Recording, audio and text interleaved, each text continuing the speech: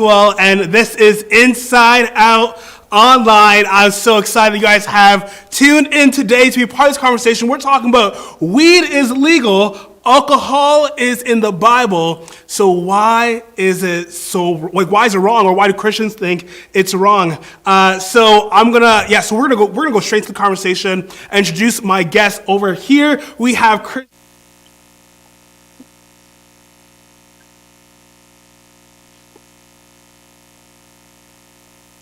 Hey, you're muted.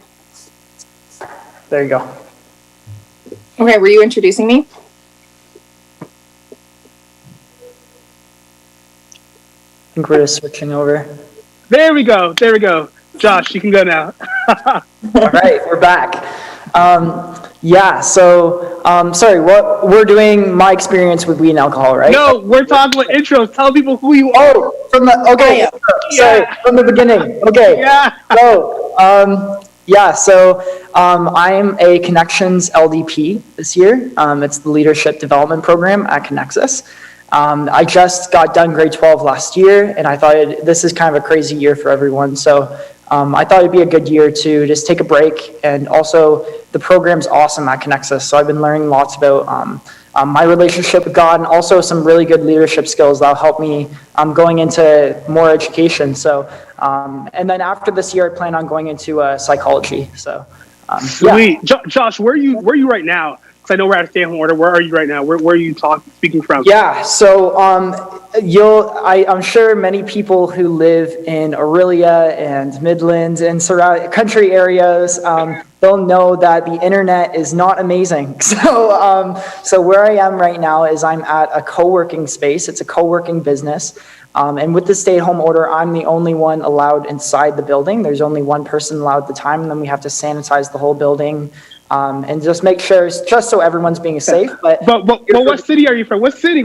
That's city. Sorry, I thought you were asking like specifically where are you? No, what city? Just so you know. No, I'm in Simcoe, Ontario. Ontario. There we go. But Ontario. Well, you guys didn't care about any of that, but now we know. Yes, we do. Thank you, Josh. Thank you. All right, Christy, how's it going? You're here. Thank you. Well, it's good to be here in spirit. Thank you, Dean. So about me, I'm mom. I've got 3 kids, and I live here in Barrie, Ontario. And I'm a realtor with the Ferris team.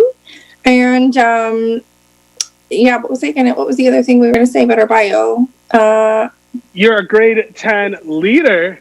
Yeah, hello. That's what I was missing. Yeah. Shout out to my girls. I am a grade 10 leader at Inside Out, and for the girls, and I really miss you. If you're on here listening, I cannot wait to see your beautiful faces. Hope you're okay. Absolutely. Hey, real quick, if you're new, if this is your first time watching, we love that you're here. We love that you're being a part of this conversation. We'll love to give you a gift, so make sure you fill out that form in our description. For if you are new. And also, we actually giving away a prize at the end. So we're giving away a $30 Amazon gift card. So if you stay until the very end, you have a chance to win a $30 gift card. And we actually want to hear from you also. So feel free to send us your questions. You can send it to this number at the very, right now, right here, this number that's showing up right here. You can send that to us. Awesome. All right. Guys. We're talking about weed is legal, alcohol's in the Bible. Why is it wrong, or why do Christians think it's wrong? First off, I was gonna lay out the blanket and kind of share our experience with these two things. I think it's a great platform to start off of. I'm gonna go first. So, for most of you guys know, I grew up in Hamilton. Actually, me and Christy went to the same high school, 2 different times, but we went to the same high school at Westdale. Yeah. And actually, in high school, I was a goody two-shoe. I didn't drink, I didn't smoke. But as soon as I hit university, that's when things kind of went off the rails. I started experiencing with alcohol and started experiencing with weed. So I only got drunk a couple of times because I realized real quickly that there's a thing called a hangover. And I'm not someone who likes to vomit. So that was one thing that whenever I did drink, I was like, I can't get to that point where I think I'm going to vomit the next day. So I didn't get drunk often. I only did weed like less than a handful of times. It wasn't something that I enjoyed. But yeah, that's my experience with marijuana and alcohol. Christy, tell the people what's your experience. So I'm a reverend's daughter and went to Christian school all the way till grade 8. PK in the house. And then I went to grade 9, public high school, and was super innocent. But by the end of grade 9, I was starting to drink with the people that I met. They were partiers, and that's what you did. And I was never a weed girl. I probably did it a handful of times, but unlike Deniel, like, I just like to have a good time. And I'm the one that's on the dance floor. I just love partying, but went completely the wrong way about it. And I continued that lifestyle all through high school and college before realizing Christ, and we'll get to that. So that's a long stretch right there. Okay. Yeah. Nice. All right. Well, thank you for sharing. Hey, JB, what's your? So you're 18. So you just graduated from high school last year. I just want to put a preface out there. I'm not. If you are under the age, you should not be drinking or smoking weed. But it doesn't mean that people aren't doing it. We're having a conversation because we know people are doing it. But I was gonna put it out there. The preface, disclaimer that we're not promoting it. It's illegal. It's against the law. If you're underage, you should not be drinking or smoking weed. But hey, JB. Sorry. Yeah. So anyways, yeah, I'm the underage kid here. So no. Yeah. So I started drinking when I got to high school. Just like Christy, it was just kind of like a fun thing to do at parties, and also I actually didn't really go to school at all in public school. So going into high school, I didn't have the best social skills. So going to those parties, I found that a couple of drinks helped me have better social skills. So it was a lot easier to talk to girls when you had a couple drinks in you. So it started out with that, and at one of those parties, I actually met a girl who became an ex-girlfriend of mine now. But through the years, it's kind of kept up this kind of habit of partying. And then when I got out of this relationship, it wasn't the best relationship. It was kind of an unhealthy one. And when I got out of it, I then I was feeling a lot of pain. I didn't really want to admit it to a lot of people, but I started kind of smoking marijuana. I found it was different than alcohol, and it was just kind of a way to mask some of my pain. And then Christ came into my life, and yeah, he helped me out with a lot of stuff. So.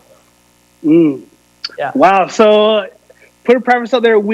All three of us have experienced it in some way, shape, or form. But I want to dive a little deeper into what was your experience of the whys behind why you did it, basically. Like why did you choose to drink alcohol and smoke weed? Or if those are two different things for you, why did you go into that direction? Okay, I'll go. So it started out with, just wanting to have a good time. And unfortunately, like, alcohol is a depressant. So when I woke up the next morning, I didn't have a hangover. I'm like Scottish Canadian. I have an iron liver, unfortunately. But I would feel really low. And I always felt guilty, this massive, massive sense of guilt. And I know non-Christian friends who have felt that as well. It's just alcohol is a depressant when you're coming down from it.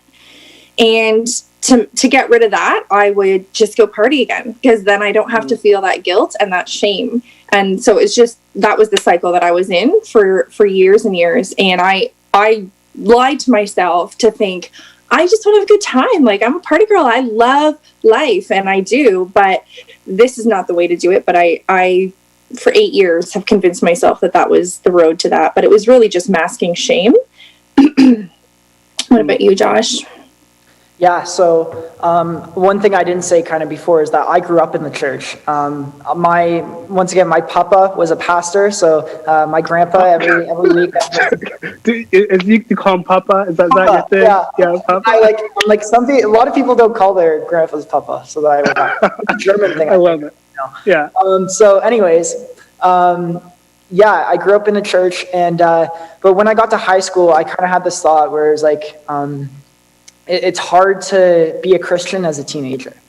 And it's not a lie. It is really hard to be a Christian as a teenager, right? But to me, I was just like, you know what? When I get out of high school, maybe out of university, you know what? Start a family. I'll become a good Christian guy, right? And leave that life behind me. But that's so crazy. I feel like I hear that so much, Josh. Sorry, I was like, I feel like I hear that phrase so much. Like, oh, like when I become this age, that's when I become a good Christian. You know, like, ooh. That's cool. Sorry, continue. Friends who were saying the same things. They're like, you know what? It's fine. Like, you don't have to worry about that right now. So, but I actually got to the point where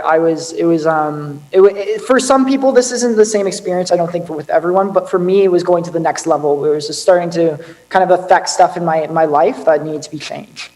From that point, I decided to just take a chance. And it was actually not until kind of the summer of grade 11 going into grade 12 where I said, okay, I'm going to hand everything that I'm dealing with over to you, God, and I want to see how you can work in my life, and I want to invite you into my heart. And I want to make it very clear that it wasn't like I prayed the prayer and everything was amazing again. It was really hard. It's not easy in high school, but I found that those highs that I experienced every time, they were filled with God. And God kind of deals with your pain. And once you make it through the pain that you're dealing with, you're stronger than you were before. So I know that's a little emotional there. I'm sorry to bring the conversation. No, that's great. Actually, brings like a good question. So like how did you get to the point where you're like, oh, like, I'm using the substance to fill whatever. Like how did you get to that point? Or why did you understand? Like, how did you understand that? Yeah, weed is filling this hole in my soul. You know? Yeah.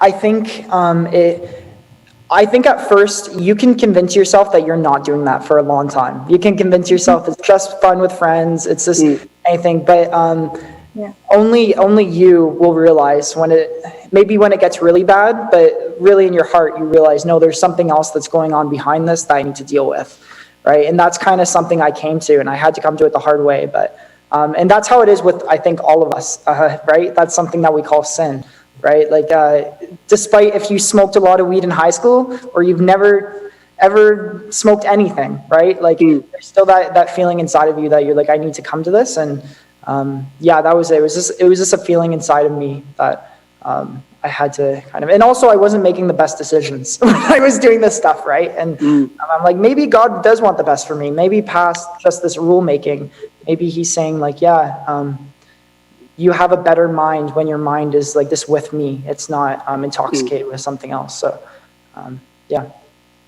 I love that. Okay, so Christy, I don't know if this is okay if I mention this, but I know your husband is a police officer, so he probably has a bunch of stories of things that happen. But just to go back to the time where you said, hey, from high school until after university, you said? So it's like 4 years? 8 years, actually. College. Yeah, I was college, so come on. 2 years. 2-year program. Yeah. Okay. So, 6 years. Yeah, 6 years. 6 years. So, okay, but what came to the point where you're like, hey, I need to stop this? Well, a big part of it was meeting my husband at the time, and he was a good Christian kid.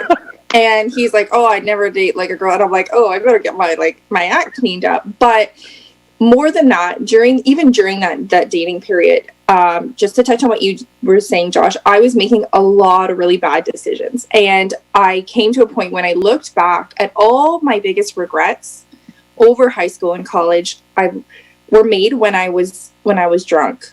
And I was just so tired of it. I remember in one situation, a girlfriend and I, she had said some off the cuff comment, and I lost it on her. And that's not like me, but I was drunk, and I had it out with her, and we never spoke again. And she was one of my closest friends, and I always missed her. And I was like, man, like I am doing and that was just one of many, many bad decisions. Often, walking home in the middle of the night because I didn't want to pay for a cab. And I got myself into some really precarious situations that luckily, by the grace of God, could have been a lot worse. But and I do thank, you know, my parents and my grandparents who were praying for me during those years. I do feel like that was covering me, because I could have been in a lot of horrible situations, and it was always when I was drunk. And I was so tired of that lifestyle, and I eventually was like, no, this is my chance to get out. Wow, yeah, I've never actually been in those situations where I was so outside myself that I didn't know what was happening. But I did have a friend where we were at his birthday party, 17 years old, and I don't know if this is a phrase I should use, but he got white girl wasted. Is that a thing still? That's a thing. I feel like I'm too old for that, but he got super drunk where he didn't remember the next day. And I feel like that is something where God is like, no, like you shouldn't need to use a substance to take away the pain. You shouldn't need to use something or a drug or alcohol to really numb whatever you're feeling, because you're out of body experience. Actually, there's a scripture, Ephesians 5:18, where it says, "And do not get drunk with wine, for that is debauchery, but be filled with the Spirit." It's basically saying, hey, like, do not get drunk with wine, because like that will ruin your life. And like, I know friends who are still on that train nowadays who are like, hey, let's get high, let's get drunk this weekend. And I'm like, like, we've been out of high school for about 10 years and you're still on that train. You're still going down that path. Like, your life hasn't improved. Weed and alcohol hasn't improved your life. It actually has made it a lot worse. But what's some things, as you guys are now Christians and small group leaders, what are some things you're like, hey, you know what? This is like, Jesus asked me not to do A, B, C, so I'm not going to do it. Like, what are some reasons why you don't? Yeah, I guess this is one that's really important to me. I guess I'll kind of go back to it. I kind of mentioned it before, is that I think God really does want the best for people. I think it's not, sometimes you can get into the mode of thinking that it's just a rule that is being made. But I think God does really want the best for people. And I was lucky because we've kind of talked about those people we had. For me, it was my pastor, who I could actually sit down with. He was someone who's like experienced the same things. And he told me, he said, take something like this and write down all the good things about it, right? So take weed, for example, write down all the good things. And I had a hard time getting past just it's a fun experience, right? Now write down all the bad things that you can see about it. Well, I could get a list going, right? Like just the things you can do when you're high or drunk, or right? And then he's like, so how can you say that God really wants the best for you if you just say, yeah, just go smoke weed, even though I know these things could happen? And they might not happen, right? Like, you might know people, but they could happen, right? So how could God really love you? And I'm like, man. So then that's when I changed my thinking, rather than God just against me and wanting to, it was when I changed my thinking to like, he's for me and God wants the best for me. And when I'm having my down days, if I'm high, God can't get to me because my brain isn't there. My brain isn't with God. But when I'm sober, I'll go through the pain, but God can always talk to me. He can always be there with me, and he can help me make the right decisions. He can help me not get into those fights, right? Because, that was kind of like one of the main reasons that I was like, yeah. Wow, no, that's awesome in the sense of you getting to the point where you're realizing that using whatever drug or whatever substance was filling something that you needed God to fill instead.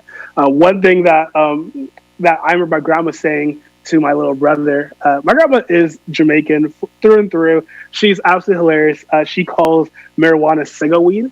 So one day my brother was walking into the house, and she's like, Michael, are you smoking that cigar weed? Like, I was like, Grandma, like, that's not a thing. Like, I don't know where you got that from. But one thing that she said was like, okay, smoke. I won't do the accent anymore, but smoke that weed for now. But what's going to happen after? And like, you're just going to have to continue smoking it because it's a temporary feeling. It's a temporary thing. It's not here for the long term. But there are some long term effects to drinking alcohol and smoking weed. We're looking at it from like, hey, there's a question that came up that I sent is like, why are Christians so strict about alcohol? And I think I'm going to throw that to you about what drinking and smoking. I think I'm going to throw it to you, Christy, in a second.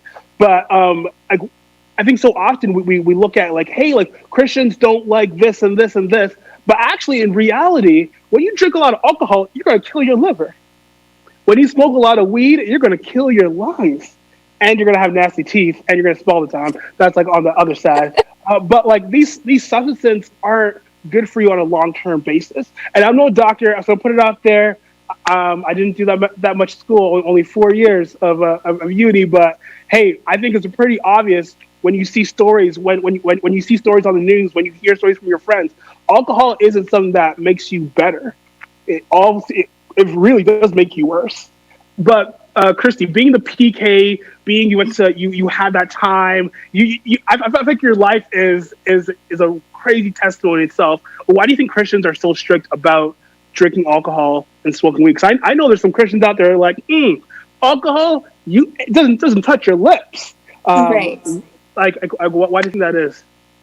I think the reason Christians are so strict is, the wisdom of elders that have seen before all the problems that it's caused. And even my husband, like he said, he's a police officer, and he said, his nights would be pretty quiet if the alcohol and weed wasn't in the picture, because most of the time that the police are being called, alcohol is involved. And Christians alcohol is just something that you have to be so responsible with. It's dangerous. Like, unless you're a mature adult and you're kind of playing with fire a little bit. And it's just something you need to be so responsible. And we feel like, yeah, you're strict. Like, I remember being a teen and saying to my dad, like, oh, like being a Christian is so hard. There's all these rules. Like, we can't have any fun. And he's like, God only asks you not to do stuff that's going to hurt you. It's not like he wants your life to be like, you're, the have-not that can't partake in all the good times. Hold on, Christy. That was actually a great point. Do you want to say that one more time? The God is the God part. Like, that was such a good quote. That's a tweet right there. God only asks you not to do things that are going to hurt you. Everything else is fair game. Yeah. And sorry. Go on. That was great. Sorry, that's it. That was my whole point. And I think that's why Christians, why we're so strict about it is if we see that it's potential to hurt you, and if you're not super responsible with it at the right age, in the right time in your life, it could be absolutely detrimental. Yeah. And something for me too that I always thought, like if I don't drink with my friends, if I don't smoke weed with my friends, how am I ever going to have a fun time? Like, the Christian life seems like a pretty boring life. Totally, I believe that line too. Right from face value, you can't drink, you can't smoke, you can't. That means you can't go this place, that place. And the truth is that God wants something for you that you can be completely sober, but still have more fulfillment in your own life. And it says right in the Bible, Jesus knew how to have a good time. It clearly showed that in the Bible, which I think is a very cool thing, that it showed these. That's something that I'm like, man, this guy knew how to have a good time, right? He knew how to have a fun time. But the coolest thing was that he didn't need anything for that. That was just coming through himself, right? Because he is God, right? But he's able to give that same spirit to us. And yeah. I love that. Hey, actually, you touched on a question that someone sent in. Someone said, can you go to parties without drinking or smoking? Is going to parties acceptable? Who wants to take that question? Actually, no, JB, I want to send it to you. Yeah. This is a tough one. I think that... What? I don't know. I think you can't. I think you... Okay, so this is how I'll put it, okay? Okay. This is how I'll put it. I think it's great to live out a good example. But for someone like me, who's already had problems like, hey, you get into a group of people and they're all like, buddy, it's this one. It's probably not the best idea, right? And it's probably, I'm like, hey, what would God want for me? What do you want me to come into a situation like this where I'd probably fall into a temptation? So personally in my own life, I try to... I try to put myself in situations where I don't fall into sin because I know I usually do. I'm a human. I tend to do stuff like that. We're all human, right? But at the same time, for sure, it's just the point of trying to live a life that you don't fall into intoxication, really, to have a good time. But yeah. Yeah, no, that's a good question. Do you have anything to add to that, Christy?